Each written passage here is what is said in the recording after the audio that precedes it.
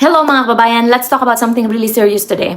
May isang follower natin ang nag-comment. Super nag-aalala at natatakot siya para sa kinabukasan ng bansa dahil sa tinatawag na Pax Silica. Sabi niya, bakit daw pati sa Amerika ay may mga nagrarally tungkol dito? Pero sa atin naman sa Pilipinas, pinayagan ng Administrasyong Marcos na itayo ito sa New Clark City.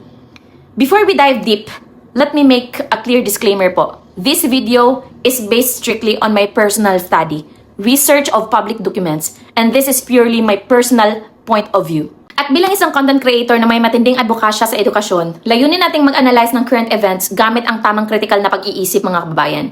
Hindi tayo nagkakalat ng fake news dito. We are opening a healthy academic discussion based on solid public facts. So ano nga ba talaga ang Pax Silica? Is it a golden ticket to modernization? Or is it a major threat to our national sovereignty? Let's demand answers from the administration and break it down mga kababayan.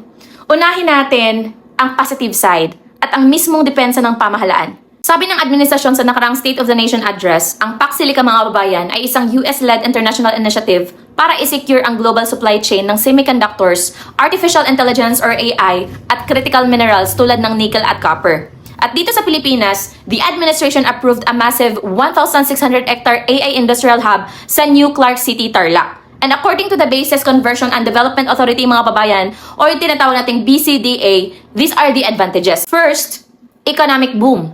Ang proyektong ito ay inaasahang magpapasok ng paunang 10 billion hanggang 70 bilyong dolyar na pamumuhunan at lilikha ng daan-daang libong trabaho para sa mga Pilipino. Sabi ng gobyerno, hindi na kailangan mang-ibang bansa ng mga kabataan natin bilang OFWs dahil magkakaroon ng high-paying tech jobs dito mismo sa atin.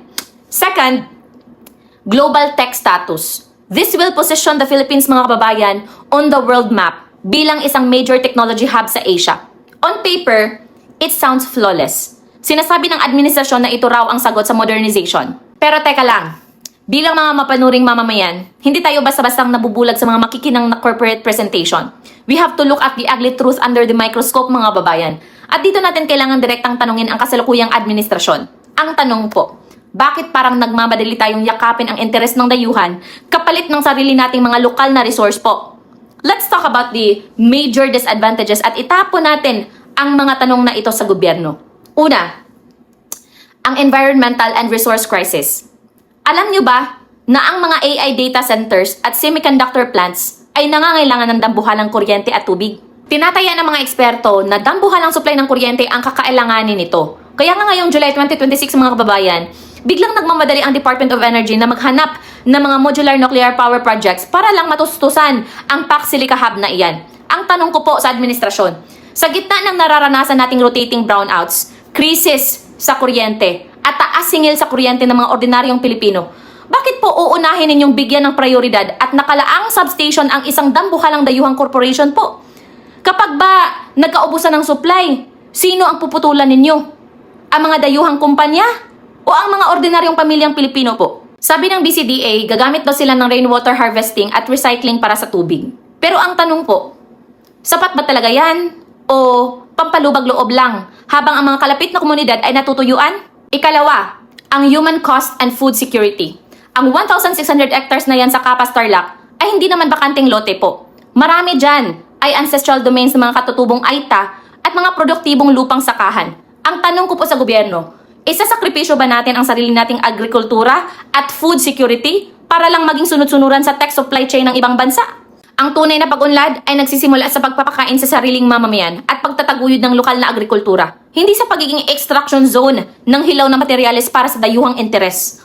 Look at this through our Philippine legal lens. Under Section 1, Article 12 ng 1987 Philippine Constitution mga kababayan, napakalinaw na ang pambansang ekonomiya ay dapat para sa kapakanan, pag-unlad at pakinabang ng mamamayang Pilipino. May mga ulat pa mga kababayan na humihingi raw ang US ng sariling legal jurisdiction o diplomatic immunity sa loob ng hub na yan. Bagamat itinatanggi ito ng mga opisyal at sinasabing Philippine laws ang iiral. Bakit hinahayaan ng administrasyon na ito na umabot sa ganitong uri ng negosasyon po? Nasaan ang ating independent foreign policy? Bakit parang ibinibigay natin ang kontrol ng ating enerhiya, mineral at lupain sa mga dayuhang kapangyarihan kapalit ng pakikipag-alyansa po? Ano ngayon ang nararapat para sa Pilipinas? Kung ako ang inyong tatanungin, ang sagot ko po ay simple lang. Tunay na nasyonalismo. proteksyon sa sariling yaman, at hindi pagiging sunod-sunuran sa dikta ng dayuhan. Ang kailangan ng bansa po ay tunay na industrialisasyon na nagpapatatag sa ating sariling lokal na agrikultura, nagpuprotekta sa ating mga katutubo, at nagpapanatili ng kapayapaan sa pamamagitan ng pagiging neutral at hindi pagiging pain sa away ng mga dambuhalang bansa. Ang tunay na pag-unlad ay hindi nakikita sa mga naglalakihang dayuhang gusali habang ang mga lokal na industriya natin ay pinapabayaan. At para sa mga pinuno ng ating bansa at sa mga gumagawa ng desisyon ngayon, let me leave a very powerful and fearless warning po mula sa banal na kasulatan. Ano pong sinasabi sa Proverbs chapter 29 verse 4? It says there, mga kababayan, by justice a king gives stability to the land, but those who are greedy for bribes and heavy taxes tear it down. Sa pamamagitan ng katarungan, binibigyang tatag ng pinuno ang lupain. Ngunit, winawasak ito ng taong gahaman sa pansariling interes at pakinabang. Ito ang banal na katotohanan. Ang isang leader po na nagpapatupad ng katarungan para sa maliliit na mamamayan, sa mga magsasaka, sa mga katutubo, at sa kalikasan, ang siyang nagpapatatag sa bansa. Pero kapag ang naging prioridad ng gobyerno ay ang interes ng mga dambuhalang dayuhang kapangyarihan kapalit ng pansamantalang pera at mga bilyong dolyar na pangako, the nation will crumble from within po. Winawasak nito ang mismong pundasyon ng ating soberanya.